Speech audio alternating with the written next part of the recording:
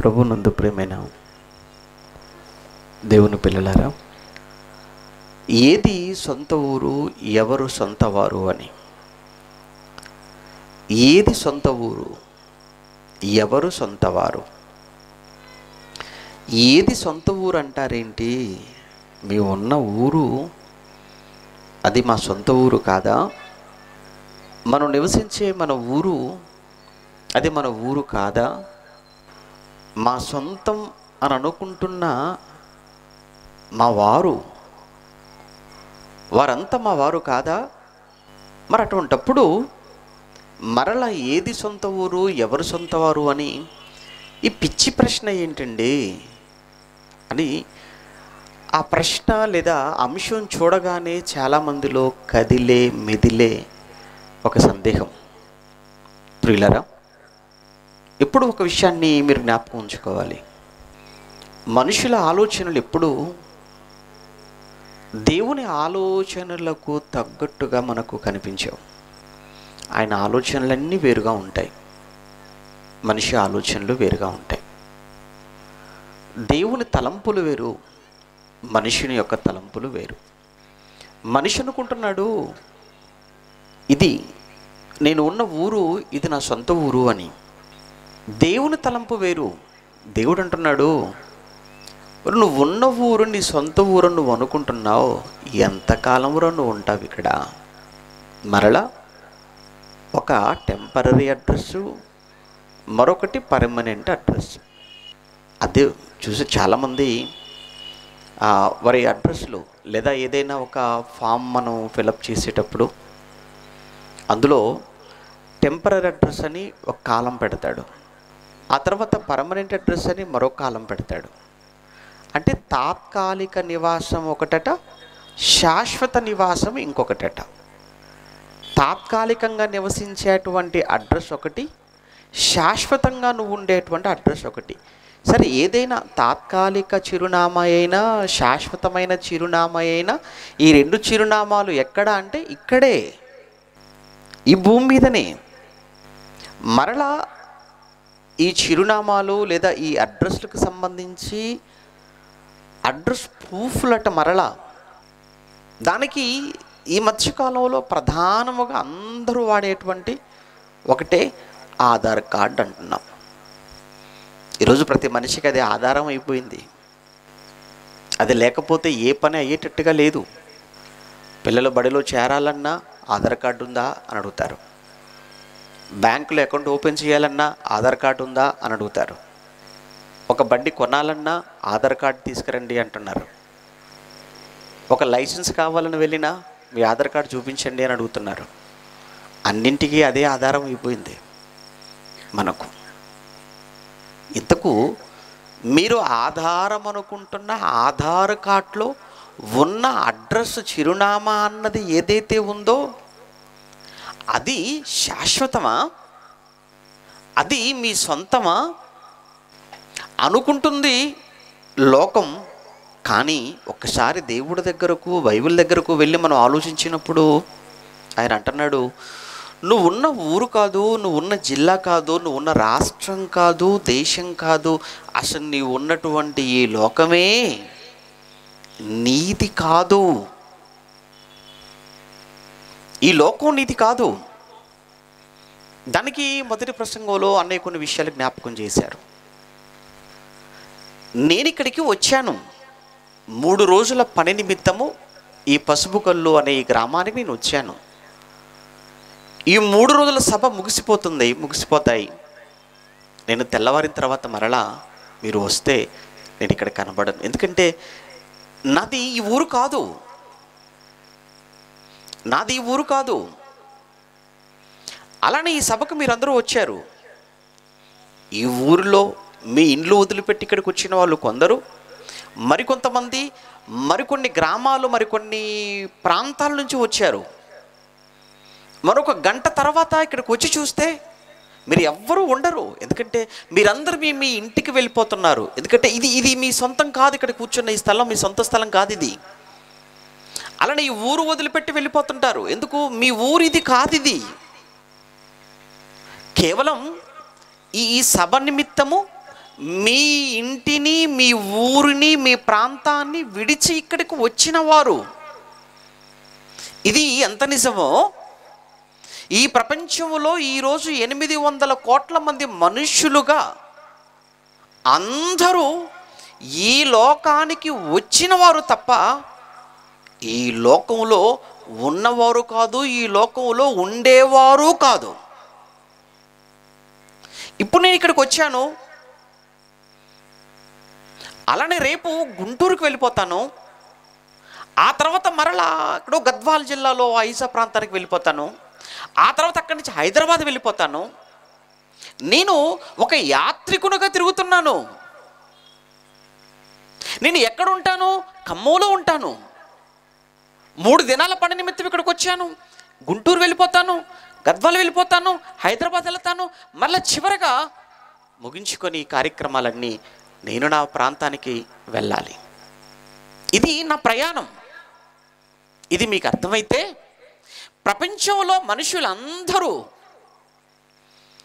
ఈ లోకానికి వచ్చిన వారందరూ ఒక పని మీద వచ్చిన వారు, అంతే తప్ప ఇక్కడ ఉండిపోవడానికి వచ్చిన వారెవరు కాదు. అందుకే ఇక్కడ ఉండుటకు వచ్చిన వారు కారు గనుకనే బైబిల్ మనుషులందరి కోసం ఉపయోగించినటువంటి ఒక చక్కటి పదం, దేవుడు వాడిన ఒక అద్భుతమైన మాట ఏంటంటే, మీరు పరదేశులు అన్నాడు, యాత్రికులు అన్న పదాన్ని ఉపయోగించాడు. ఒకసారి పేతురుగారు రాసిన మొదటి పత్రిక 2వ అధ్యాయం, పేతురుగారు రాసిన మొదటి పత్రిక 2వ అధ్యాయం 11వ వచనం చూద్దాం. పేతురుగారు రాసిన మొదటి పత్రిక 2వ అధ్యాయం 11వ వచనంలో, ప్రియులారా, ఆ రోజు ఉన్నటువంటి క్రైస్తవ సమాజానికి చెబుతున్నాడు. అలానే కేవలం క్రైస్తవ సమాజం మాత్రమే కాదు, అందరూ ఆలోచించవలసిన, అందరూ వినవలసిన, అందులో ఉన్న సత్యాన్ని గ్రహించవలసిన వారుగా ఉన్నారు. ఏమంటున్నాడు? ప్రియులారా, మీరు పరదేశులు అన్నాడు. ఎవరు? అందరూ. ఏంటి అందరం పరదేశులమా? అవును, మరి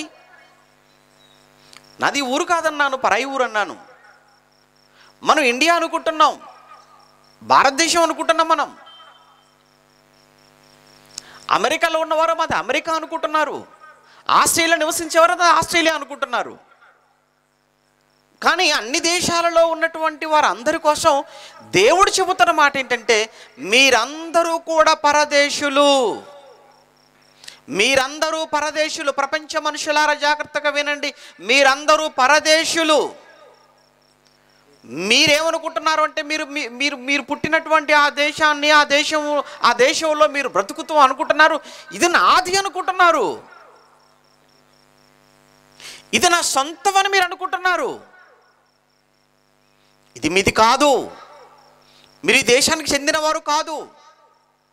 మీరందరూ, ప్రపంచంలో ఉన్న మనుషులందరూ మీరు పరాయి దేశము నుంచి ఇక్కడికి వచ్చిన వారు అన్నాడు. ఏమండి, ఏంటండి ఆ మాట? ఏంటి మనమంతా పరాయి దేశం నుంచి వచ్చామా? ఏంటి మరొక లోకం నుంచి మనం వచ్చిన వాళ్ళమా?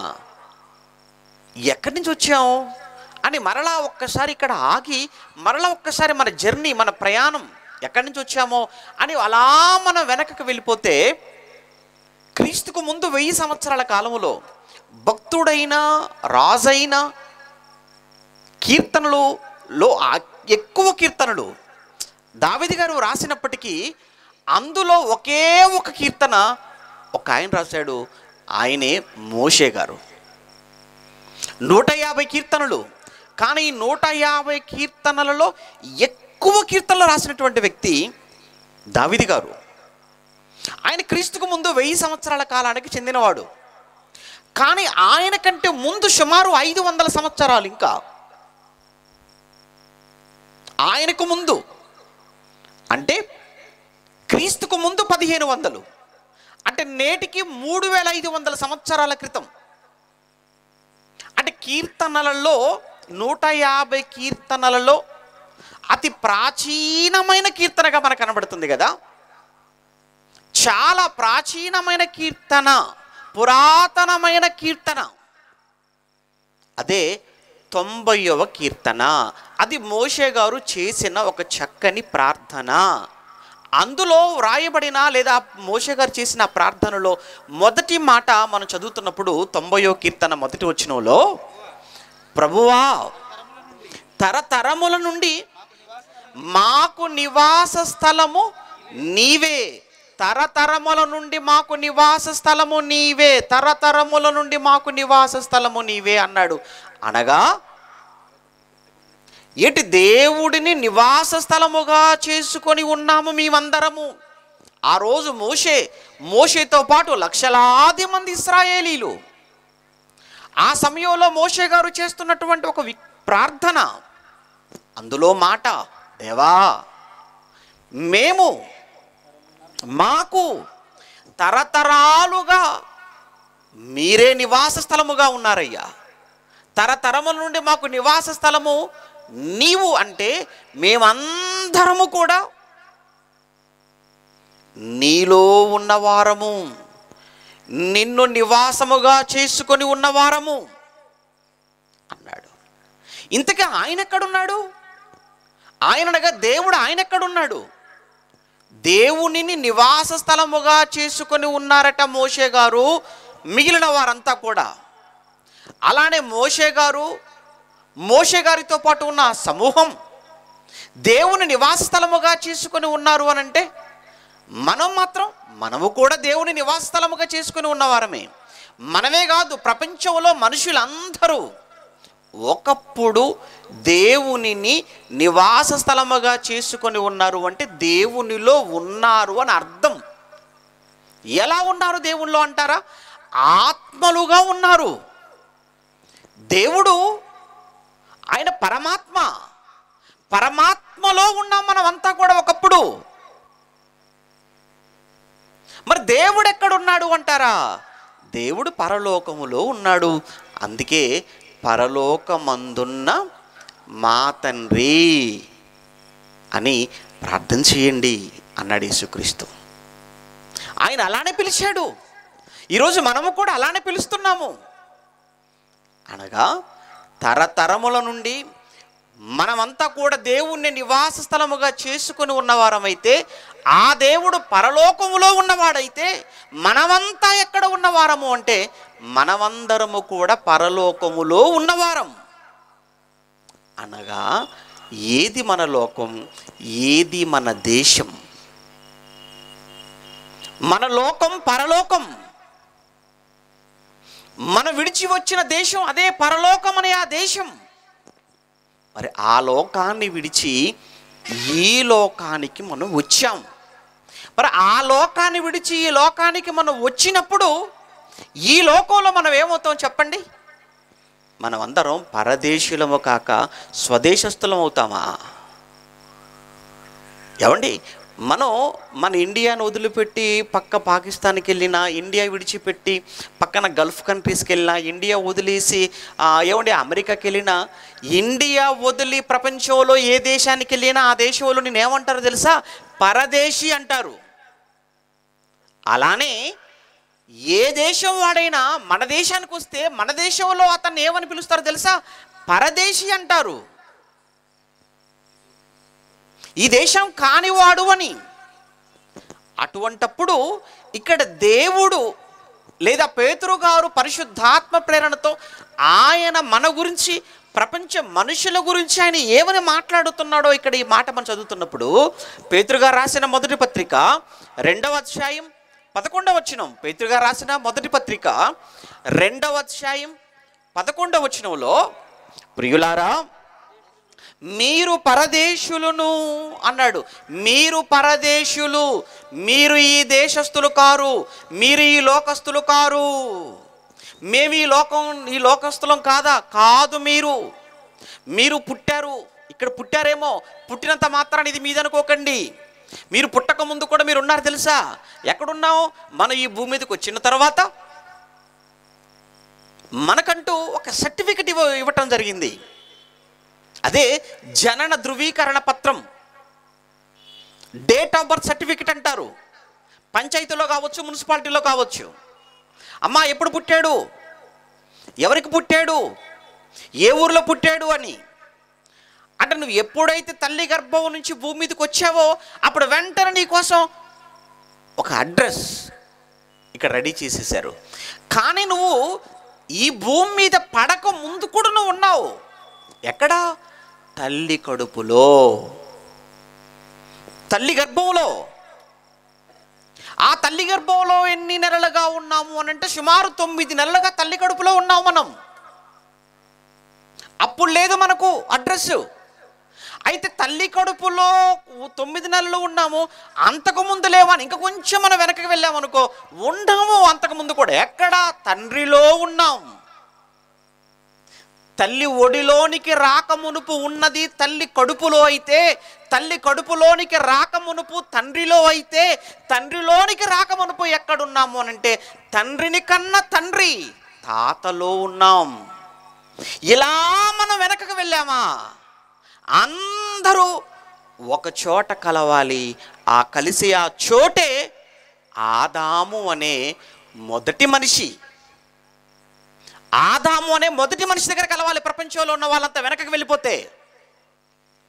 అదే అపోస్తుల కార్యములు 17లో పౌలు గారు మాట్లాడుతుంటారు. అపోస్తుల కార్యములు 17వ అధ్యాయం 26వ వచనం. అపోస్తుల కార్యములు 17వ అధ్యాయం 26వ వచనంలో, మరియు యావత్తు భూమి మీద కాపురం ఉండుటకు ఆయన అనగా దేవుడు ఒక్కని నుంచి ఒకే ఒక్కడిని మొట్టమొదటగా ఆయన నేలమంటిని తీశాడు, బొమ్మను చేశాడు. నేలమంటిని తీసి బొమ్మగా చేసి ఆ బొమ్మకున్న ఆ నాసికా రంధ్రములలో జీవవాయువును ఊదాడు. అప్పుడు నరుడు జీవాత్మగా మారాడు. అనగా మొదటి మనిషి ఆదాము. ఆ ఆదాములో నుంచి ఆ తర్వాత ప్రక్కటెముకను తీశాడు, స్త్రీనిగా నిర్మించాడు. వారిద్దరిని వివాహం అనే బంధము ద్వారా ఒక్కటి చేశాడు. ఆ ఒక్కటి చేసే వారిద్దరితో అంటున్నాడు, ఇక మీరు ఫలించండి, మీరు విస్తరించండి, మీరు భూమిని నిండించండి, దానిని మీరు లోపరుచుకోండి అన్నాడు. అందుకే వివాహాలు, ఆ వివాహాల ద్వారా సంతాన ఉత్పత్తి. దేవుడే ఒకవేళ ఆ రోజు వివాహము చేసి ఆ మాట అని ఉండకపోతే వారిద్దరే ఉండేవారు సృష్టిలో, ఇంకెవ్వరూ లేరు. దేవుడు వారిరువురికి వివాహము చేసి మీరు ఫలించండి, మీరు విస్తరించండి, మీరు భూమిని నిండించండి, మీరు అభివృద్ధి చెందండి అని దేవుడు వారిని కానీ ఆశీర్వదించి ఉండకపోతే, ఆ మాట అనకపోతే ఇక సంతానం భూమి మీద ఉండేది కాదు.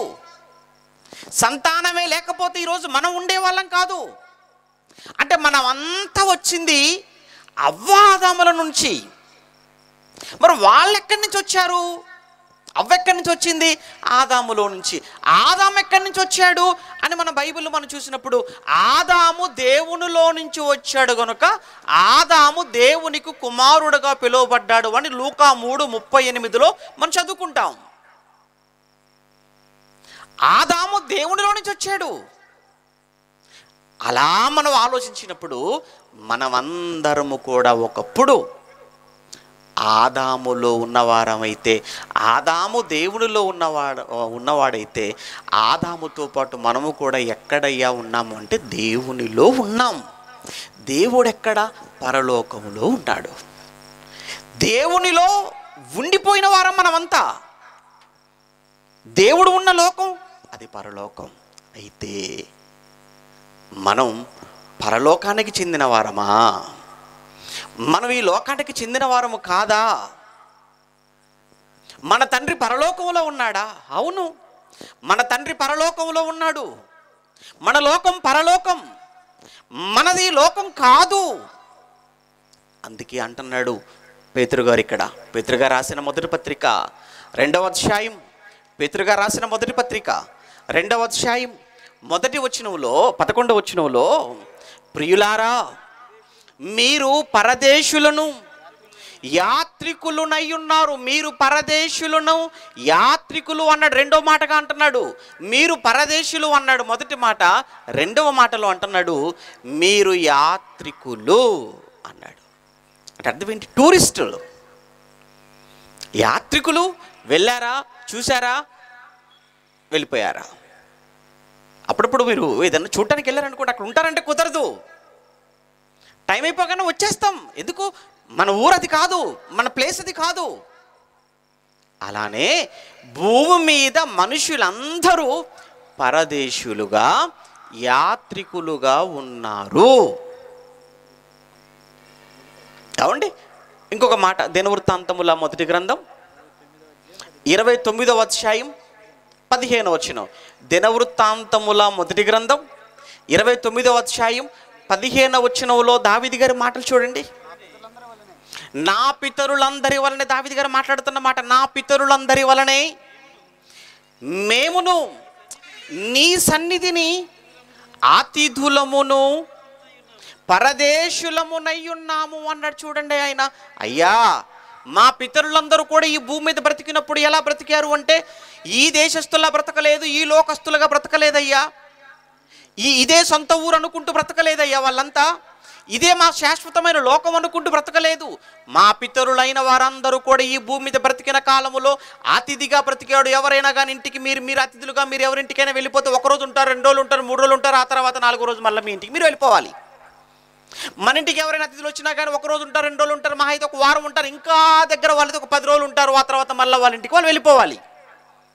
అలానే ఈ భూమి మీద మా పితరులందరూ కూడా ఎలా బ్రతికారు అనంటే వాళ్ళంతా అతిథులుగా నీ సన్నిధిన పరదేశులుగా బ్రతికారు.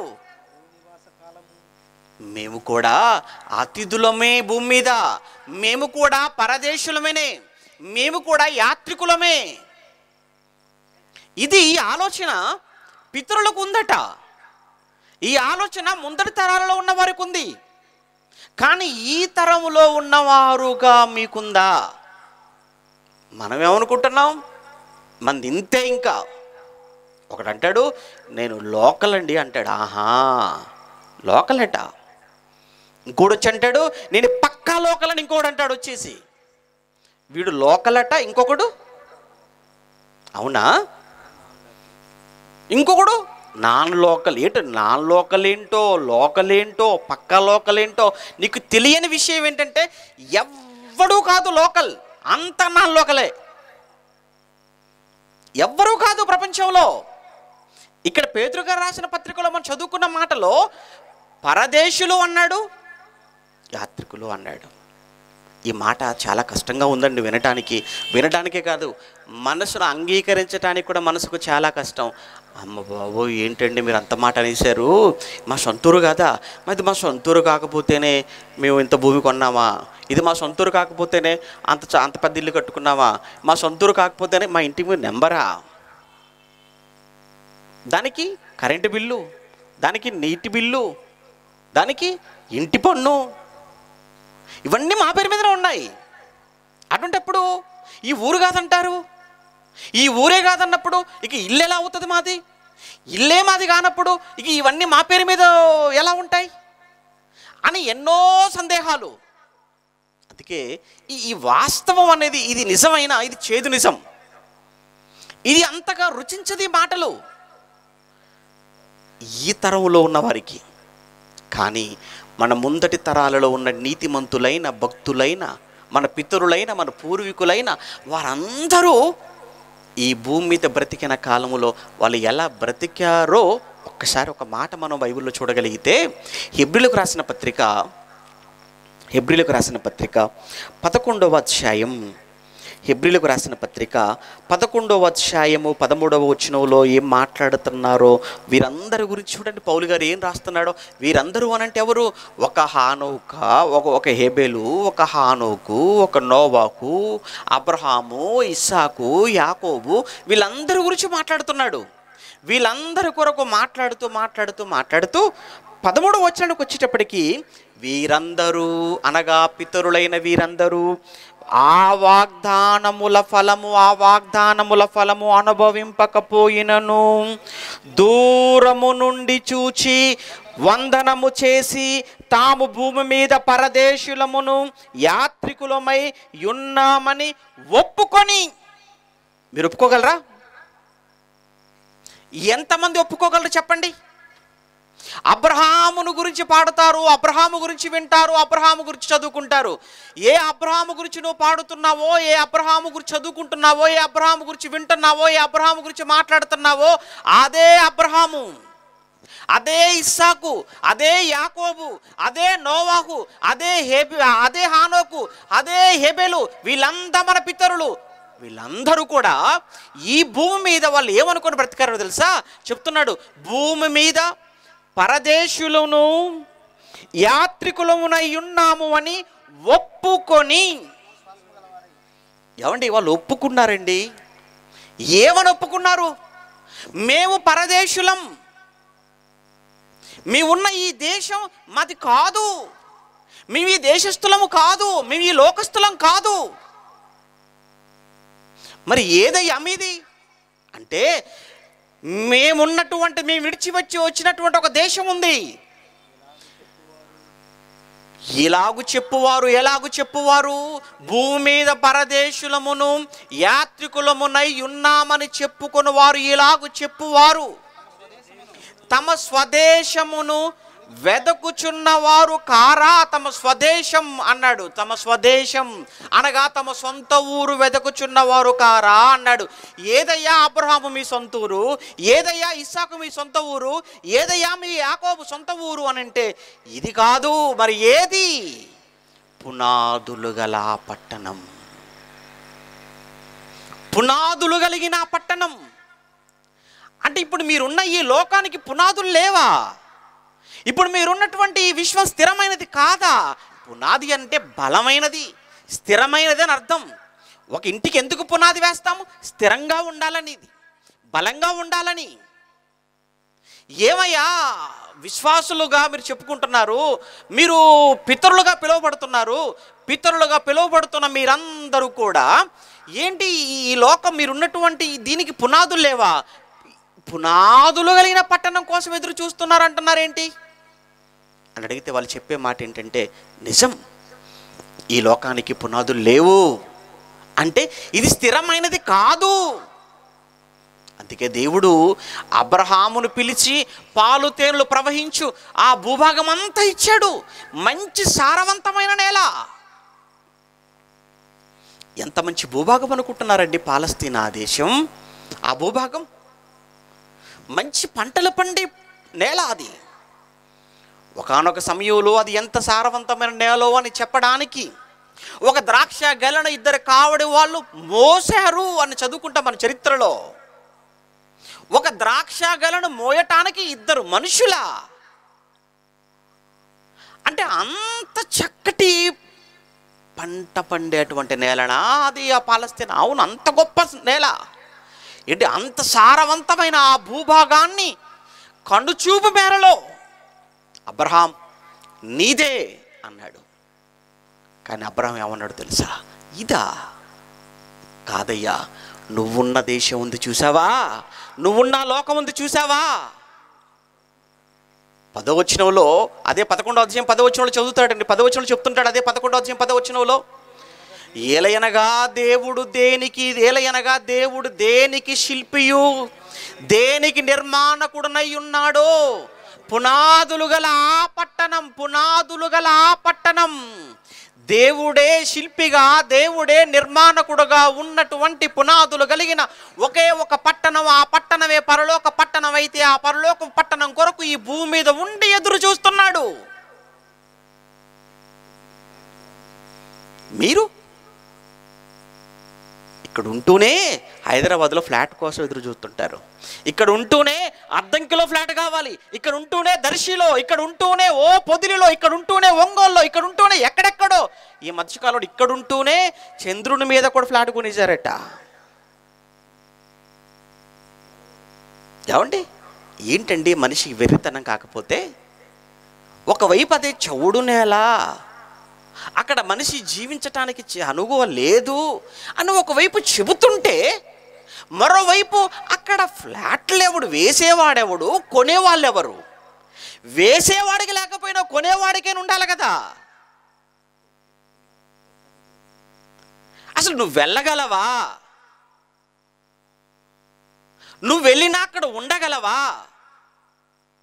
నువ్వెంత, నీ బ్రతుకు కాలం ఎంత? లక్షల లక్షల లక్షల రూపాయల. ఏంటండి మనిషి వెర్రితనం? ఏంటండి మనిషి మూర్ఖత్వం? కాకపోతే మోసపోయేవాడు ఉన్నంతకాలం మోసం చేసేవాడు చేస్తూనే ఉంటాడు అని మనం వింటున్న మాట. వద్దు, కాస్త విజ్ఞతతో ఆలోచించండి, మనసు పెట్టి ఆలోచించండి. నువ్వు ఉంటున్నటువంటి ఈ భూమి, నువ్వు ఉంటున్నటువంటి ఈ నేల, లేదా నువ్వు ఉంటున్నటువంటి విశ్వం, ఇది స్థిరమైంది కాదు, ఇది ఇది ఇది వాస్తవమైంది కాదు. ఇది మనమందరం ఏదో కొద్ది కాలం దేవుడు పని మీద ఈ భూమి మీదకి వచ్చిన వారు మనమంతా. అందుకే మనమంతా పరదేశులమే, మనమంతా యాత్రికులమే. ఇది పర్మనెంట్ కాదు మనకు.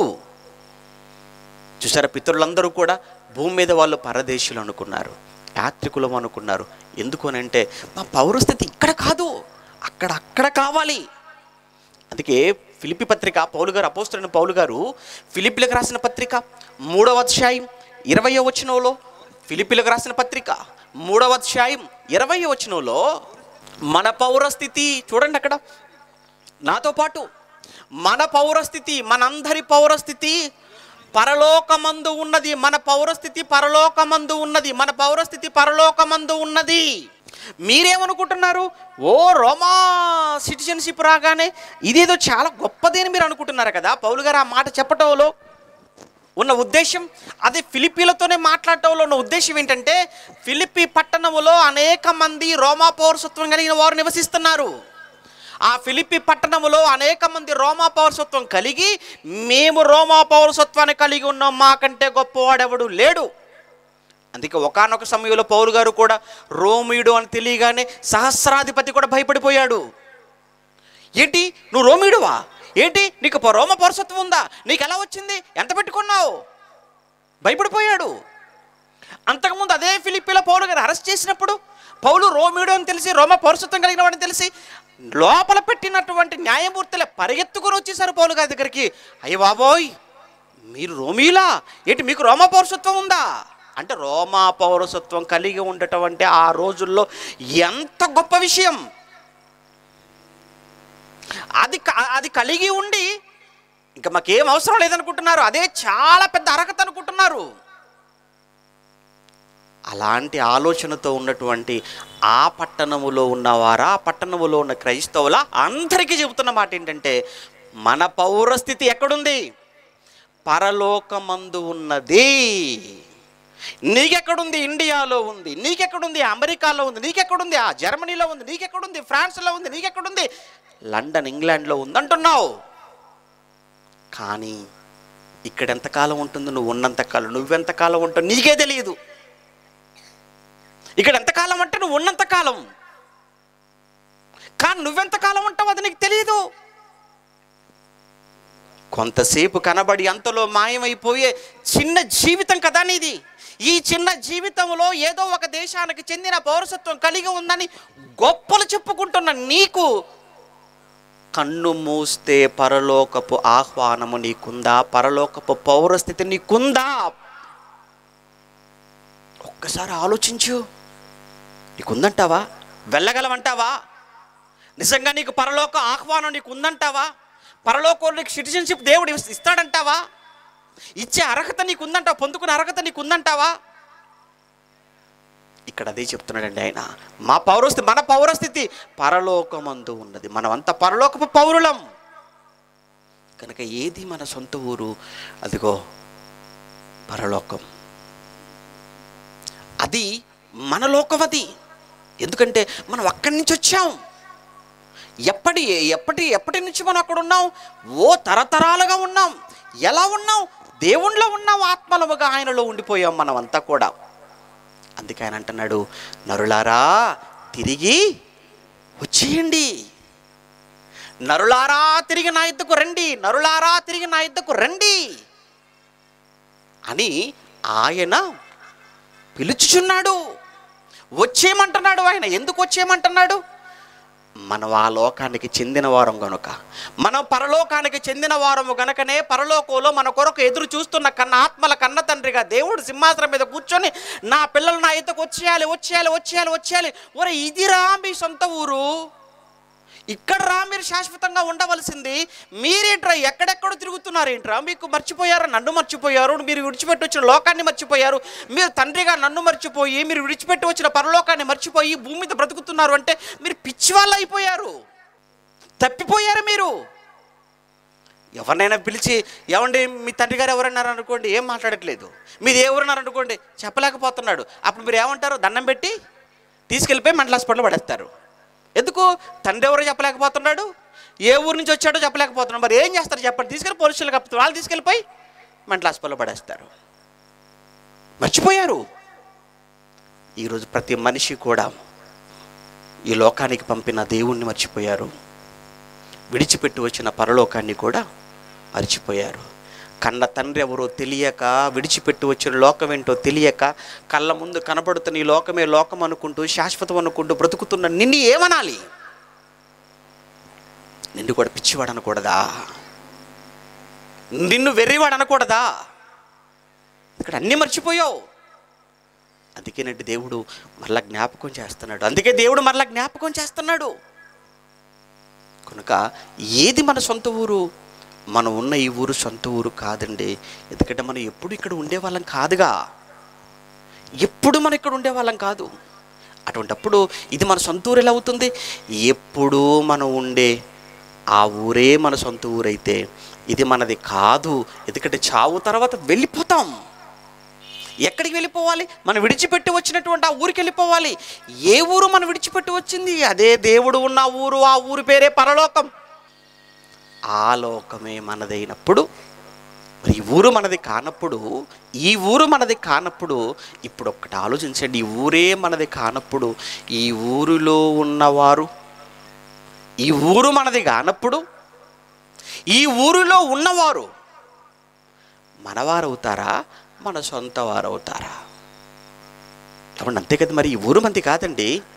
ఈ ఊరే మనది కానప్పుడు ఈ ఊరిలో ఉన్నవారు మన సొంత వారా? ఒక్కసారి మరలా ఇదే బైబిల్లోకి వెళ్ళి ఒక్కసారి బైబిల్ మనం తెరిచి అసలు ఏంటి, ఎవరు మన సొంతవారు? ఈరోజు మన సొంతవారు ఎవరు అనే సంగతి కూడా మనకు తెలియకుండగా అంత మాయలో మనం బ్రతుకుతున్నామంటే నిజంగా మాయలో బ్రతుకుతున్నామండి. అందుకే చూడండి, ఎవరెవరో సొంతవారు సొంతవారు సొంతవారు అనుకుంటున్నారు కనుకనే మోసపోతున్నాం, మోసం చేస్తున్నారు. చాలామంది మోసపోతున్నారు, చాలామంది మోసం చేస్తున్నారు. మోసపోయేవారు కానీ మోసం చేసేవారు కానీ ఎవరు తెలుసా? సొంతవారు అనుకున్నవారు. నిజంగా వాళ్ళని సొంత వారైతే నేను ఇలా మోసం చేయగలరా? నిజంగా వాళ్ళని సొంత వాళ్ళు అనుకుంటే నీకోసం ఇలా మాట్లాడగలరా? నా సొంత వారు అని నువ్వు ఎవరి కోసం మాట్లాడుతున్నావో, ఎవరి కోసం అయితే నువ్వు తిరుగుతున్నావో, ఎవరి కోసం నువ్వు బ్రతుకుతున్నావో వాళ్ళు నీ కోసం ఇలా మాట్లాడతారా? నీ పట్ల ఇలా ప్రవర్తిస్తారా? నేను ఇలా మాయ చేస్తారా? మోసం చేస్తారా? దోచుకుంటారా? నేను చంపుతారా? చివరికి ఒకటి చాలా మాయలో ఉన్నావు. ఎందుకు నీకు అర్థం కావట్లే ఎవరు సొంతవారో? ఇప్పుడు ఒక్కసారి బైబిలు తెరచి ఎవరయ్యా మా సొంతవారు, ఈ ఊరు మాది కాదు, నిజమే ఈ దేశం మాది కాదు అని మనకు అర్థమైపోయింది. మాది మీరు ఉన్న లోకం సంగతి మాకు అర్థమైపోయింది. మరి అటువంటప్పుడు మా చుట్టూ ఉన్న వీళ్ళెవరు మా వారు కాదా? అవునో కాదో చూద్దాం. ఆదికాండం 49వ అధ్యాయం, ఆదికాండం 49వ అధ్యాయం, ఆదికాండం 49వ అధ్యాయం 29వ వచనం నుంచి, దానికన్నా ముందు 28 నుంచి మనం చూస్తున్నప్పుడు, దానికన్నా ముందు ఇంకా మొదటి వచనం నుంచి మనం చూస్తున్నప్పుడు, యాకోబు తన కుమారులను పిలిపించి ఇట్లను, యాకోబుకు 12 మంది కుమారులు, 12 మంది కుమారులంతా ఐగుప్తులో ఉన్నారు. యోసేపును బట్టి యాకోబు గారు కూడా వృద్ధాప్యంలో అక్కడికి ఐగుప్తుకు వచ్చేసాడు. ఐగుప్తుకు వచ్చిన యాకోబు గారు ఆయన వృద్ధాప్యం వచ్చేసింది, మంచం ఎక్కేశాడు, మంచం మీద ఉండిపోయాడు. ఒక మాట చెప్పండి, మంచం పట్టాడు. ఇక మంచం పట్టాడు అని అంటే దినాలు దగ్గర పడుతున్నాయి అన్నమాట. చావు. చనిపోయే సమయంలో మాట్లాడుతున్న మాటలు ఏమంటే, బ్రతుకున్నప్పుడు ఎన్ని మాటలు మాట్లాడినా కూడా పట్టించుకోవడం. ఈ సమాజంలో ఒక దరిద్రమైనటువంటి ఒక ఆచారం, ఒక సాంప్రదాయం ఉంది. ఏంటంటే బతుకున్నప్పుడు తండ్రి ఎన్ని చెప్పినా గుర్తుండదు, కానీ చచ్చిపోయే ముందు ఒక మాట చెప్పాడు అనుకోండి, ఎవడు అది చచ్చినంతకాలం గుర్తుపెట్టుకుంటారు. మా నాన్న చచ్చిపోతూ ఈ మాట చెప్పాడు. బతుకున్నప్పుడు ఎన్ని చెప్పాడు రా నీకు? అన్నీ వదిలేశారు. చచ్చిపోయినప్పుడు చెప్పిన ఒక్క మాట అంతే, అది మాత్రం ఎప్పటికీ మర్చిపోరు. ఏమండి, పోనీ చచ్చిపోయే ముందేనా కానీ ఏం చెప్తున్నారండి? ఈరోజు వృద్ధాప్యంలో ఉండి మంచం పట్టి చావుకు దగ్గర పడుతున్న వేళ ఏమండి, కొడుకును పిలిపిస్తారు, కూతురు పిలిపిస్తారు, మనవలను పిలిపిస్తారు, అందరిని చుట్టూ కూర్చోబెట్టుకుంటారు, ముచ్చట చెప్తుంటారు. ఆ తర్వాత చివరిగా చెప్పేది ఏంటంటే, ఎవడు సంపాదించినవి ఏమైనా ఉంటే అందరికీ సమానంగా పంచాలి, అందరిని ఒక్కసారి కళ్ళతో చూసుకోవాలి, బాధ్యతలు ఏమైనా ఉంటే చక్కగా ఎవరి బాధ్యతలు వాళ్ళకి అప్పగించాలి. అందరూ చూస్తుండగా అందరి సమక్షంలో అలా కన్ను మూస్తే, అబ్బో చాలా మంచి చావు, చాలా గొప్ప చావు, బాగా చచ్చాడు, ఎందుకంటే అందరిని చూసుకుంటూ చచ్చిపోయాడు, ఎంత గొప్ప చావు అండి అది అనుకుంటారు. అదే కదా అందరు చేసే పని. కానీ ఇక్కడ నిజంగా ఒక యాకోబు భక్తుడండి. ఆయన భక్తుడు. ఎలాంటి భక్తుడు? మనం చదువుకున్నాం చూసారు హెబ్రీ పత్రికలో. ఎలాంటి భక్తుడు తెలుసా ఆయన? మనం చదువుకున్నాం కదండి హెబ్రీ పత్రికలో. ఆయన భూమి మీద ఎలా బ్రతికాడు? పరదేశం అనుకుంటూ బ్రతికాడు. భూమి మీద యాత్రికులమని చెప్పుకుంటూ వాళ్ళు పునాదులు కలిగిన ఆ పట్టణము కొరకు భూమి మీద ఎదురు చూశారు తప్ప, ఈ భూమి మీద ఏదో ఆస్తులు సంపాదించుకోవాలి అన్న ఆలోచనతో బ్రతికినటువంటి వ్యక్తి కాదు ఆయన. ఎంత గొప్ప దేశం ఉన్నా, కట్టుకోవటానికి కూడా ఎంత అవకాశం ఉన్నా, ఏదో చిన్న గుడారం వేసుకుని గుడారంలో బతికిస్తాడట. ఎందుకు ఇక్కడ ఈ లోకమే స్థిరమైంది కానప్పుడు నేనెందుకు ఇంత ఖర్చు పెట్టాలి, నేనెందుకు ఇంత కష్టపడాలి అని ఏదో టెంట్ వేసుకుందాం, కొద్ది కాలం ఇందులో కాలం వెళ్ళిపోదాం. అలాంటి మనిషి అండి ఇక్కడ. చావుకు ముందు కొడుకులందరినీ పిలిపించాడు. 12 మంది కొడుకులు వచ్చేసారు. 12 మంది కొడుకులు చుట్టూ కూర్చోబెట్టుకున్నాడు. వాళ్ళందరినీ ఒక్కొక్క కుమారుడితో, ఒక్కొక్క గోత్రానికి పెద్దగా ఉన్నటువంటి ఒక్కొక్క కొడుకుతో చక్కగా అన్ని విషయాలు చెప్తున్నాడు. అందరిని చక్కగా దీవించేస్తున్నాడు. చివరికి వెళ్ళేటప్పటికి ఏం చెప్తున్నాడో చూద్దాం. చివరికి వెళ్ళేటప్పటికి ఏమంటున్నాడట? చివరిలో 29 నుంచి చదువుతున్నప్పుడు, తర్వాత అతడు ఎవరి దీవెన చొప్పున వారిని దీవించాను, తర్వాత అతడు వారికి ఆజ్ఞాపించు ఇట్లా, నేను నా స్వజనుల యొద్దకు చేర్చబడుచున్నానే. ఇదేంటండి ఎంత విచిత్రమైన మాట? నేను నా స్వజనుల యొద్దకు చేర్చబడుచున్నాను అన్నాడు. స్వజనులే నీ చుట్టూ ఉన్నటువంటి 12 మంది కొడుకులు నీ కొడుకులు గారా? ఎవడు సొంత వారు అనుకుంటే కొడుకుల కంటే సొంత వారు ఎవరండి? ఇంకా మీరు బాగా ఆలోచించండి. ఏమండి, మొట్టమొదట మనం జ్ఞాపకం చేసుకునేది, ఆలోచించేది, ప్రేమించేది మొట్టమొదట మన రక్తం పంచుకొని పుట్టిన మన పిల్లలు. ఆ తర్వాత ఇంక ఎవరైనా అనుకుంటాం, వాళ్ళే కదా మన రక్తం పంచుకొని పుట్టిన, మన కడుపు నుంచి పుట్టినటువంటి, లేదా పేగు తెంచుకొని పుట్టిన, మన కడుపున పుట్టిన మన పిల్లలే కదా మన సొంతం అనుకుంటే. మొట్టమొదట మన సొంతం అనుకునేది ఎవరినంటే మన కడుపున పుట్టిన పిల్లలను, మన రక్తం అంట మన పిల్లలు చూసి. మరి వీళ్ళే మన సొంతమైనప్పుడు, వీళ్ళే మన సొంత వారైనప్పుడు, వాళ్ళే చుట్టూ 12 మంది చేరిపోతే యాకోబు చుట్టూ, ఆ 12 మంది కోసం చెప్పకుండా ఏం చెప్తున్నాడు చూడండి ఆయన. నేను ఆ 12 మందితో ఏమంటున్నాడు? ఆ 12 మందితో నేను నా స్వజనుల యొద్దకు చేర్చబడుచున్నాను. మరి 12 మంది కొడుకులు ఎవరు చెప్పండి ఇప్పుడు? నేను నా స్వజనుల యొద్దకు చేర్చబడుచున్నాను అంటున్నాడు 12 మంది కొడుకుల దగ్గర కూర్చోబెట్టుకొని. మరి 12 మంది కొడుకులు ఎవరు? వీళ్ళు స్వజనులు కారా? వీళ్ళు సొంతవారు కారా? ఏంటండి ఈ మాట? ఏంటి ఇంత విచిత్రంగా రాశాడు దేవుడు? నిజం, యాకోబు అన్నట్లుగా 100% యాకోబు తన చుట్టూ కూర్చోబెట్టుకున్న 12 మంది కుమారులు భౌతికంగా తన కడుపున పుట్టిన వారైనప్పటికీ కూడా ఆయన చెబుతున్న మాట ఏంటో తెలుసా? నేను నా సొంత వారి దగ్గరికి వెళ్ళిపోతున్నాను రా, నా సొంత వారి దగ్గరికి వెళ్ళిపోతున్నాను. అయ్యా మరి మేమెవరమని వాళ్ళు ప్రశ్నించలేదు, వాళ్ళకి అర్థమైపోయింది విషయం. మేమెవరమని వాళ్ళు ప్రశ్నించలేదు, వాళ్ళకి అర్థమైపోయింది. ఇంతకు యాకోబు గారు తన స్వజనుల యొద్దకు చేరిపోతున్నాడట, తన సొంత వారి యొద్దకు వెళ్ళిపోతున్నాడట. ఇంతకు ఎవరయ్యా ఆయన సొంత వారు అంటే, భూమి మీద యాకోబు లాంటి విశ్వాసం, లేదా యాకోబు ఎవరినైతే విశ్వాసములో మాదిరిగా పెట్టుకున్నాడో, ఎవరిని? తన తండ్రి అయినటువంటి ఇస్సాకు, తన తాత అయినటువంటి అబ్రహాము, తన పితరులైన నోవాహు, ఇంకా ముందుకెళ్ళిపోతే హానోకు, ఇంకా కొంచెం ముందుకు వెళ్ళిపోతే హేబేలు, ఇలా ఈ మధ్యలో ఇంకా ఎందరో. వాళ్ళంతా ఎవరు అంటే భూమి మీద గొప్ప విశ్వాసం కలిగి బ్రతికిన వారు, భూమి మీద దేవుడి కోసం. అలా ఎంతో గొప్ప విశ్వాసము కలిగి, యథార్థంగా దేవుడి పట్ల భయం కలిగి, భక్తి కలిగి, లోకములో ఉన్నది ఏది కూడా తమది అని అనుకోకుండా, శాశ్వతం అని అనుకోకుండా, ఈ లోక ఆశలను పై లోకం మీద ఆశలు పెంచుకోక, కేవలం కనిపించిన ఆ మహాలోకమైన పరలోకమే అదే శాశ్వతమైన లోకం, అదే వారి లోకమని, ఆ లోకములో ఉన్న దేవుడు తండ్రి అని, ఆ తండ్రి వద్దకు చేరిపోవటమే మా జీవిత లక్ష్యం అనుకొని ఎవరైతే భూమి మీద బ్రతికారో వాళ్ళందరి కోసం ఒకే ఒక్క మాటనిస్తాడు. వాళ్ళంతా ఎవరో తెలుసా? నా స్వజనులు. వారంతా నా సొంత వారు. అలాంటి నా సొంత వారి వద్దకు నేను వెళ్ళిపోతున్నాను, నా సొంత వారి దగ్గరికి వెళ్ళిపోతున్నాను రా, మీ ఇష్టం, మీరు కూడా చక్కగా బ్రతకండి రా, మీరు బాగా బ్రతకండి. నేను ఎలా బ్రతికాను మీరు చూశారు కదా. మీ తాత అనగా నా తండ్రి ఎలా బ్రతికాడు ఇసాకు చూశారు కదా, తెలుసు కదా మీకు. మన పితరులందరూ ఎలా బ్రతికారో మీకు తెలుసు కదా. మీరు కూడా అలా బ్రతకండి రా, అలా వచ్చేసేయండి అక్కడికి. అదేనండి చెప్తున్నాడు. 33, 49, 33 వచనంలో, యాకోబు తన కుమారులకు ఆజ్ఞాపించుట చాలించి మంచము మీద తన కాళ్ళు ముడుచుకుని ప్రాణము విడిచి తన స్వజనుల యొద్దకు చేర్చబడిన, స్వజనుల యొద్దకు చేరిపోయాడు. స్వజనుల యొద్దకు చేరిపోయాడట.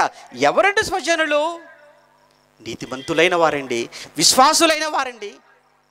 భూమి మీద బ్రతికిన కాలములో ఈ లోకం నిజం అనుకుని బ్రతికిన వారు కాదండి. ఈ లోకమంతా మాయా, ఈ లోకములో అంతా నటన అని భూమి మీద బ్రతికి విశ్వాసము కలిగి మృతి పొందిన వాళ్ళు ఉన్నారే, వాళ్ళందరూ సొంతవారు, వారే సొంతవారు. మనందరికీ బాగా తెలిసినటువంటి ఒక మంచి సంఘటన యేసుక్రీస్తు జ్ఞాపకం చేస్తాడు. లాజరు ధనవంతుడు అని. లాజరు ధనవంతుడు బాగా సుఖపడ్డాడు. లాజరు చాలా కష్టపడ్డాడు. అసలు లాజరు జీవితానికి ధనవంతుడి జీవితానికి ఎక్కడ పోలికే లేదు. వాడు ఎంత సుఖపడ్డాడో ఇతను అంత దరిద్రాన్ని అనుభవించాడు.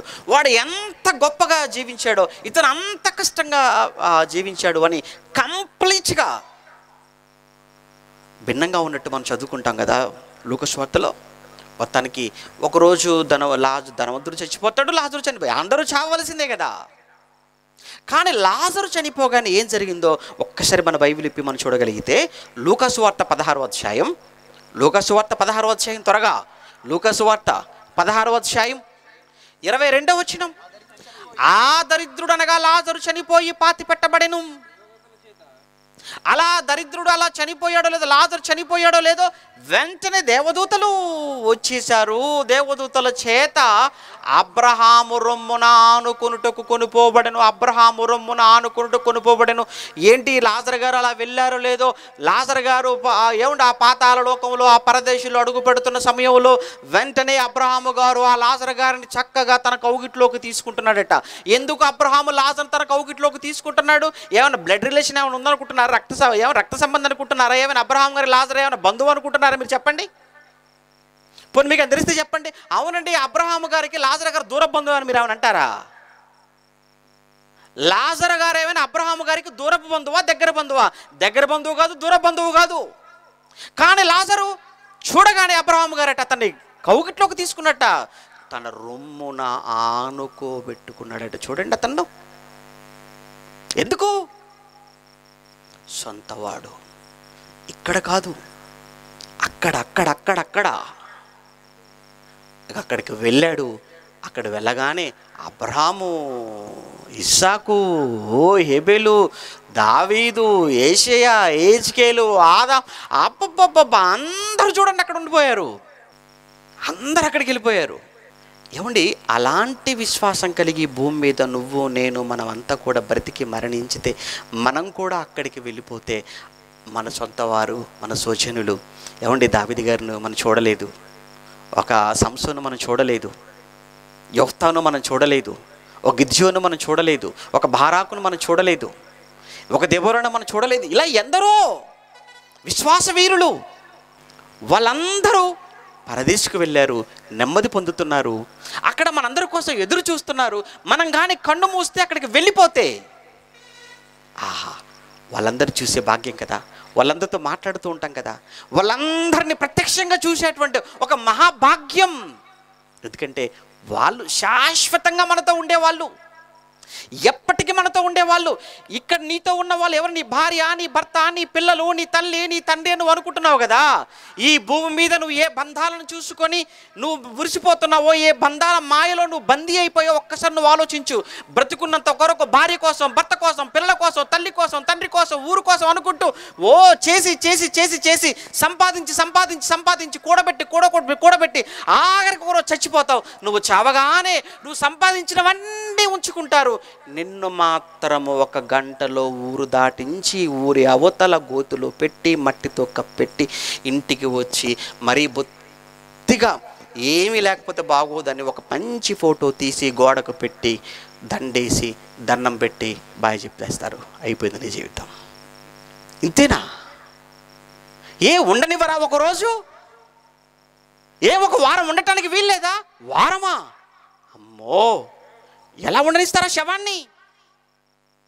అదే కదయ్యా ఇల్లు కట్టింది, ఆయన పేరు మీదే కదయ్యా ఇల్లు అంతా కూడా ఉన్నది, అతని పేరు మీదే కదయ్యా బంగారం, అతని పేరు మీదే కదయ్యా భూములు ఉన్నాయి, అతని పేరు మీదే కదా కారు, అతని పేరు మీదే కదా అన్నీ ఉన్నాయి. నో, తీసేయండి తీసేయండి తీసేయండి. ఆయన కష్టపడినవన్నీ కావాలి, ఆయన కష్టపడి సంపాదించినవన్నీ కావాలి, ఆయన కొన్న కారు కావాలి, ఆయన కట్టిన ఇల్లు కావాలి, ఆయన సంపాదించిన డబ్బు కావాలి, ఆయన కొన్న బంగారం కావాలి. ఆయన మాత్రం వద్దు. ఎంతవరకు వస్తారే? చాలామంది చెప్తుంటారులేండి, ఏమండి మా బంధుత్వం, మా బంధాలు, మా బలగం అబ్బో మామూలుగా లేరండి అని అంటారు. ఎంతుంటే ఏంటయ్యా, ఎంతవరకు వస్తారా నీతో? ఒక్కసారి నువ్వు ఆలోచించు. శ్మశానము వరకు వస్తారేమో తప్ప అక్కడి నుంచి ఒక్కడుగు నీతో పాటు లోపలికి వస్తారేమో అడుగు. ఎంతవరకు వస్తారు వాళ్ళంతా? నువ్వు చచ్చావని తెలియగానే కబురు పెట్టగానే క్షణాల్లో కాకుల్లా వాలిపోతారు. వాలిపోయిన వాళ్ళంతా కూడా ఇంకెప్పుడండి ఇంకెప్పుడండి ఇంకెప్పుడండి అంటారు. వచ్చి టైం చూసుకోండి, ఇంకెప్పుడండి సమాధి, ఇంకెప్పుడండి భూస్థాపన కార్యక్రమం, త్వరగా అయిపోతే వెళ్ళిపోవాలి, ట్రైన్ మిస్ అయిపోయేటట్టుగా ఉందండి, ఇంటి దగ్గర పిల్లలు వచ్చే టైం అయిపోయిందండి. ఆహా, ఎంత ప్రేమ నీ మీద, ఎంత అనురాగం నీ మీద. ఇదా జీవి, ఇదా బంధుత్వం నీకు? వీళ్ళ నువ్వు సొంత వాళ్ళనుకుంటున్నావు ఈ భూమి మీద బ్రతుకుతున్నా ఈ కాలంలో. వీళ్ళని చూసా నువ్వు దేవుడికి దూరం అయిపోతున్నావు, వీళ్ళని చూసా నువ్వు సత్యానికి దూరంగా వెళ్ళిపోతున్నావు. వీళ్ళ కోసమా? నువ్వు చేస్తే నీ భార్య, నీ భర్త, నీ పిల్లలు, నీ వారనుకున్న ఎవరు నీతో వచ్చేవాళ్ళు చెప్పు ఒక్కసారి. వాళ్ళంతా కూడా నీ కష్టాన్ని అనుభవించే వాళ్ళే తప్ప నీతో వచ్చేవారు ఎవరు కారు. వాళ్ళు నీతో వచ్చేది దేవుడు, నీకోసం ఆలోచించేవాడు ఆయన, నీకోసం చేతులు చాపుతున్నవాడు ఆయన. దినమెల్లా నీకోసం చేతులు చాపుతున్నాడు, రండిరా అంటున్నాడు. మీరు వస్తే నేను చేర్చుకుంటాను అంటున్నాడు ఆయన. ఆయన్ని మర్చిపోతున్నారా? ఆయన్ని వదిలేస్తున్నారా? ఆయనకు దూరం అయిపోతున్నారా? ఎవరండి మీ సొంత వాళ్ళు? ఇలా కాదు. మత్తయి సువార్త 12వ అధ్యాయం ముగించుకుందాం. మత్తయి సువార్త 12వ అధ్యాయం 46వ వచనం నుంచి మనం చదువుతున్నప్పుడు ఏమండి యేసుక్రీస్తుల వారు ఎలా మాట్లాడుతున్నాడు? ఆయన మాట్లాడుతున్నాడు అంటే అబ్బో జనసమూహాలు తండోపతండాలుగా ఉంటారు కదా, వేలకు వేలు ఆయన మాట్లాడుతుంటే. అయితే ఆయన మాట్లాడుతూ ఉంటున్న సమయంలోనే ఆయన తల్లి, ఆయన సహోదరులు వచ్చి వెనకాల ఉన్నారట. వచ్చిన వాళ్ళు చక్కగా వాక్యం వింటే అయిపోయేది, అందరూ వాక్యం వింటున్నారు. వాళ్ళు మాత్రం ఒక వ్యక్తిని పిలిచి నువ్వు అర్జెంటుగా వెళ్ళి వాక్యం మాట్లాడుతున్నా ఆయన ఆపమను. ఎందుకు? మీ అమ్మ వచ్చిందని చెప్పు, తమ్ముళ్ళు వచ్చారని చెప్పు అనగానే ఆడు పరిగెత్తుకొని వచ్చేసి ప్రభువా అప్పుడొకడు, ఇదిగో నీ తల్లి, ఇదిగో నీ సహోదరులు నీతో మాట్లాడుతున్నా, ముందు నేను మాట్లాడేది వినమనండి. నో నీతోనే మాట్లాడతారట వాళ్ళు. వాళ్ళు నీతోనే మాట్లాడతారటయ్యా. బయట నిలబడ్డారు, ఏమంటావు, నువ్వు వస్తావా వాళ్ళు రమ్మంటావా అని అంటున్నాడు వచ్చిన వ్యక్తి. అప్పుడు ఆయన ఏమన్నాడు తెలుసా? అందుకు ఆయన ఈ సంగతి చెప్పిన వాడిని చూచి, ఇది చూసారా, నా తల్లి ఎవరు, నా సహోదరులు ఎవరు, ఎవరు నా తల్లి ఎవరు నా సహోదరులు అన్నాడు అని అంటే తల్లి మీద ప్రేమ లేక కాదు, తల్లిని ఏదో ఇక్కడ అవమానపరిచాడని మూర్ఖుడు, బైబిల్ తెలియని మూర్ఖుడు అనుకుంటాడేమో. యేసు ప్రభువుకు తల్లి మీద గౌరవం లేదు, సహోదరుల పట్ల మర్యాద లేదని బైబిల్ తెలియని మూర్ఖుడు మాట్లాడతాడు. మళ్ళా చెప్తున్నాను, ఆ తల్లి మీద ఆయన కంటే ఎక్కువ ప్రేమనా నీకు? తల్లి మీద తల్లి పట్ల ఆయనకున్నంత ఆయన ఇచ్చిన గౌరవం కంటే ఎవడంటే ప్రపంచంలో ఇవ్వగలడు? సిలువ మీద కొన ఊపిరితో ఉంటుండగా కూడా, సిలువలో కొన ఊపిరితో ఉన్నాడే, తల మీద ముళ్ళ కిరీటముతో కొరడా దెబ్బలతో ఒళ్ళంతా కూడా గాయమైపోయి దున్నబడిన చెడులా మారిపోయి రక్తమంతా కారిపోతుంటే, పిడిగుద్దులతో కాళ్ళలో చేతుల్లో మేకులు దించబడి నింగికి నేలకు మధ్య ఆ మండు టెండలో వేలాడుతూ కూడా తల్లి కోసం మాట్లాడిన మాట ఏంటో తెలుసా? యోహాను పిలిచి, ఇదిగో నీ తల్లి, యోహాను ఇదిగో నీ తల్లి, అమ్మా ఇదిగో నీ కుమారుడు. ఏంటి ఆ సమయంలో ఆ పరిస్థితుల్లో కూడా తల్లి కోసం ఆలోచించాడా? తల్లి బాధ్యత ఏమంటే తల్లి పోషణ, తల్లి సంరక్షణ కోసం చనిపోతున్న సమయంలో కూడా తల్లి కోసం ఆలోచిస్తున్నాడు. తన కోసం కాదు, తల్లి కోసం ఆలోచిస్తున్నాడండి. ఆయనకు పాఠాలు చెప్పే జ్ఞానం అనేది, ఆయనకు పాఠాలు చెప్పగలవా? ఇక్కడ మాట్లాడుతున్న కాంటెక్స్టే వేరు, అది నేను చెప్పటం లేదు. ఇక్కడ మనకు అవసరమైన మాట, ఈ సబ్జెక్ట్కి మనకు అవసరమైన మాట ఏంటో చూద్దాం. అక్కడ ఎవరు నా తల్లి ఎవరు నా సహోదరులు అని చెప్పి ఏమన్నాడు వెంటనే కింది మాటలో? తన శిష్యుల వైపు చేయి చాపి, ఇదిగో నా తల్లియు నా సహోదరులను. ఎవరు నా తల్లి ఎవరు నా సహోదరులు? ఇదిగో పరలోకమందు నా తండ్రి ఉన్నాడు, పరలోకమందు నిన్ను నన్ను ఈ లోకానికి పంపిన తండ్రిగా దేవుడుగా ఆయన ఉన్నాడు. ఆయన చిత్త ప్రకారము ఆయన ఇష్ట ప్రకారము ఎవరైతే చేస్తారో వారు నా తల్లి, వారే నా సహోదరులు, వారే నా సొంత వారు. తల్లి అంటే సొంతం అనుకుంటే, సహోదరులు సొంతం అనుకుంటే, ఈరోజు చెప్పండి వాక్యాన్ని బట్టి ఎవరండి మన తల్లి తండ్రి అని అంటే? ఎవరంటే దేవుడి పట్ల భయం కలిగి, భక్తి కలిగి, ప్రేమ కలిగి, ఇష్టం కలిగి ఆయన చిత్తాన్ని జరిగించడానికి ముందుకొస్తారో వారే నీ సొంత వారు, వారే నీ తల్లుడు. మరియమ్మ ఒక్కసారి భౌతికంగా యేసుక్రీస్తు జన్మనిచ్చి తల్లిగా మారిందేమో, కానీ యేసుక్రీస్తుకు ఎంతమంది తల్లులు! తల్లంటే ప్రేమను పంచేది, తల్లంటే ప్రేమను పంచేది. ఆ యేసు పట్ల ఎంతమంది ప్రేమను చూపించారండి. ఒకానొక సమయంలో యేసుక్రీస్తు వారు ఇలానే మాట్లాడుతుంటే ఆ జనసమూహంలో ఒక స్త్రీ పరిగెత్తుకొని వచ్చి మాట్లాడిన మాట ఏంటో తెలుసా? అయ్యా, నిజంగా నిన్ను మోసినటువంటి గర్భం, నీవు కుడిచిన స్తనములు ధన్యములు. లూకా 11:27 అంటాడు. ఏమంటే నువ్వు కుడిచినటువంటి స్తనములు, నిన్ను మోసిన గర్భం ధన్యములైనవని కేకలు కేకలు కేకలు వేస్తుంది. ఆ మాటల్లో నా అంతర్యం ఏంటో తెలుసా? నీలాంటి వాడు నా కొడుకును ఎందుకు పుట్టలేదు, నీలాంటి వాడికి నేను ఎందుకు తల్లిగా కాలేకపోయాను అని యేసుని చూసావా ఎంత ప్రేమను వ్యక్తపరుస్తుందో ఆ తల్లి. ఎంతమంది ఆయన సిలువలో వెళ్ళిపోతున్న సమయంలో యెరూషలేము కుమార్తెలు, అబ్బో స్త్రీలు ఎంతమంది రోదిస్తున్నారు, ఏడుస్తున్నారు. ఈరోజు నాకు జన్మనిచ్చిన తల్లి ఒక్కతే, నాకు జన్మనిచ్చిన తల్లి ఒక్కరే, కానీ అదే తల్లి ప్రేమను పంచగలిగిన వారు ఎన్ని ప్రాంతాలకు వెళ్ళిపోతే అన్ని ప్రాంతాలలో ఎందరో తమ కడుపున పుట్టిన బిడ్డల ఈరోజు వాళ్ళ ప్రేమను మా పట్ల చూపగలుగుతున్నారు, పంచగలుగుతున్నారు అని అంటే దేన్ని బట్టు తెలుసా? ఈ మాటను బట్టి కాదా చెప్పండి? అలానే ఒక అన్నలా, ఒక తమ్ముడిలా, ఒక తండ్రిలా చూసేవాళ్ళు, ప్రేమించేవాళ్ళు, భావించేవాళ్ళు ఎంతమంది? వీళ్ళు కదా ఏముందని వారికి మనకు మీ మధ్యకు వచ్చాను. 3 రోజులుగా మాకేం కావాలో ప్రతి క్షణం వచ్చి మమ్మల్ని అడుగుతున్నారు. మేము ఏం తింటామో అడుగుతారు, ఏం త్రాగుతున్నారో అడుగుతున్నారు. ఎందుకు? ఏంటి మీకు మాకు మధ్య ఉన్న బంధం ఏంటి? ఏ విధమైన బంధము, బంధుత్వం మన మధ్య లేదే. కేవలం వాక్యాన్ని బట్టి, దేవుని బట్టి, ప్రేమను బట్టి మాత్రమే కదా మన మధ్య ఈ బంధం. నన్ను మీరు సొంత వారుగా భావించారు కదా, నేను మిమ్మల్ని నా సొంత వారుగా అనుకున్నాను కదా, అందుకే కదా మీ మధ్యకు ప్రయాణం చేసి వచ్చాను. అందుకే కదా ఈ 3 దినాలు గొంతెత్తి అరిచి కేకలు పెట్టి, నా ఒంట్లో ఎలా ఉన్నా, ఆరోగ్యం ఉన్నా, శక్తి ఉన్నా లేకున్నా ఎందుకు ఈ మాటలు చెప్పాలి? నా సొంత వారు కనుక మీరు. ఇది కదా దేవుడు కోరుకుంటుంది, ఇది కదా బైబిల్ చెప్పింది. ఏది నీ సొంత ఊరు? ఎవరు నీ సొంత వారు? ఈ భూమి మీద ఎవరైతే దేవుని చిత్తాన్ని ఎరిగి, చాలామంది తమ సమయాన్ని, తమ ధనాన్ని, తమ ఆరోగ్యాన్ని వ్యర్థం చేస్తున్నారండి పనికి మాలిన వారి కోసం. ఏమండి, పనికి మాలిన వాటి కొరకు, పనికి మాలిన వారి కొరకు మీరు ఎంత ఖర్చు పెట్టినా, ఎంత సమయాన్ని వ్యర్థం చేసినా అది మీకు ఉపయోగం ఉండదు, మీకు ప్రయోజనం ఉండదు. కానీ దేవుని కొరకు, దేవుని చిత్తాన్ని జరిగించే వారి కొరకు, వాక్య ప్రకారంగా జీవించే వారి కోసం మీరు చేస్తున్నారా? చేయగలరా? ఇక్కడే కాదు, మీ మధ్య ఉన్న ఈ బంధం చావు తర్వాత కూడా మీతో అలానే కొనసాగుతుంది.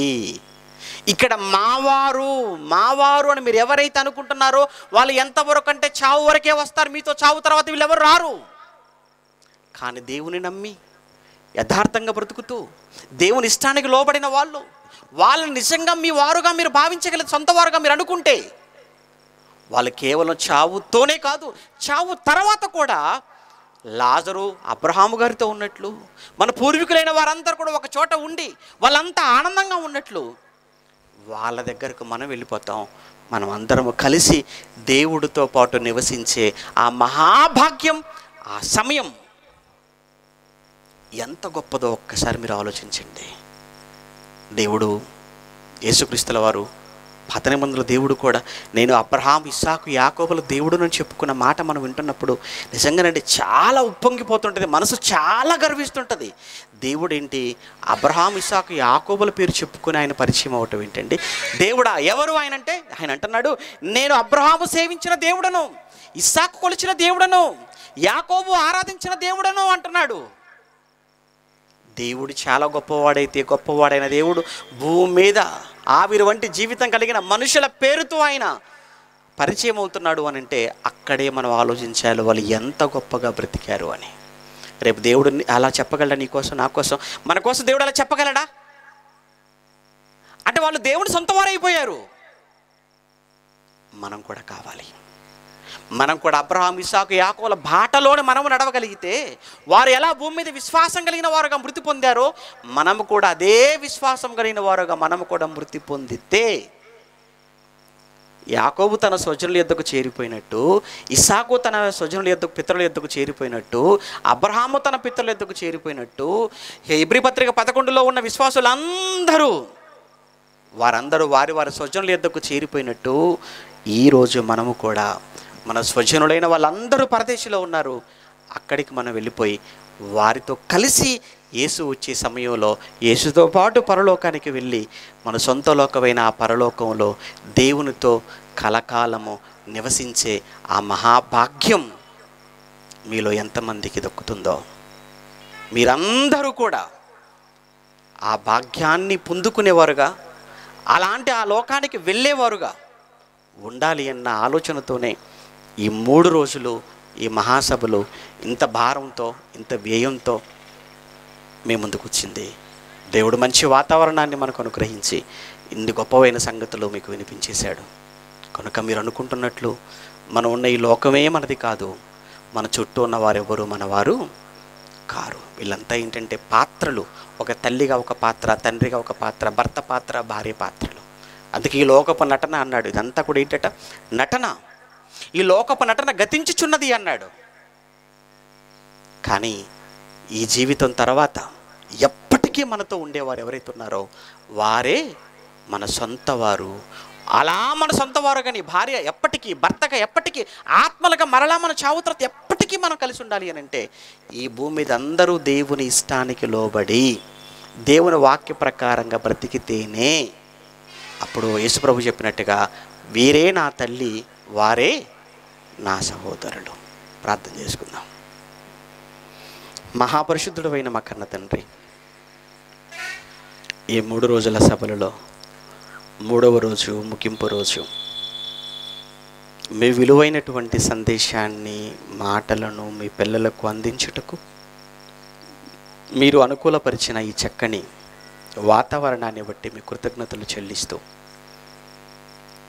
ఈ సభల కోసం కష్టపడిన యవనస్తులైన మీ పిల్లల కోసం, వారిని కన్న తల్లిదండ్రుల కొరకు, గ్రామములోని అన్ని కుటుంబాల కొరకు, సంఘాల కోసం, కాపరుల కొరకు, క్రైస్తవులైన మీ బిడ్డలందరి కోసం, అదే సమయంలో అన్యులుగా ఉన్న మీ బిడ్డల కోసం కూడా ప్రార్థిస్తున్నాం. వారు కూడా సత్యాన్ని విని ఎరిగి దాన్ని స్వీకరించులాగున వారి మనోనేత్రములను వెలిగించమని ప్రార్థిస్తూ, ఈ ప్రాంతంలో మాతో కలిసి నమ్మకమైన పరిచర్యను జరిగిస్తున్న కుమారులు లూకా గారు, వారితో పాటు ఉన్నటువంటి మీ బిడ్డలందరినీ జ్ఞాపకం చేసుకోండి. ఇంతటి జ్ఞానాన్ని ఈ తరములో మాకు నేర్పించిన మీ కుమారులు మా ఆత్మీయ తండ్రి జయశీల గారికి చక్కటి ఆయుష్, ఆరోగ్యాన్ని ప్రసాదించమని కోరుతూ, రేపటి దినాన్న గుంటూరులో జరిగే సభ కూడా మీకు మహిమకరంగా జరుగులాగున సహాయం చేయమని, పిల్లతను మీ బిడ్డలకు క్షేమంగా వారు చేరవలసిన చోటికి వారిని చేర్చమని క్రీస్తునామని ప్రార్థన మీకు సమర్పిస్తున్నాము తండ్రి. ఆమెను. మన తండ్రి అయిన దేవుని ప్రేమ, కుమారుడైన యేసుక్రీస్తుల వారి కృప, పరిశుద్ధాత్మని యొక్క అన్యోన్య సహవాసం ఇప్పుడు ఎల్లప్పుడూ సదాకాలం మనందరికీ తోడై నడిపించునుగాక. ఆమేన్.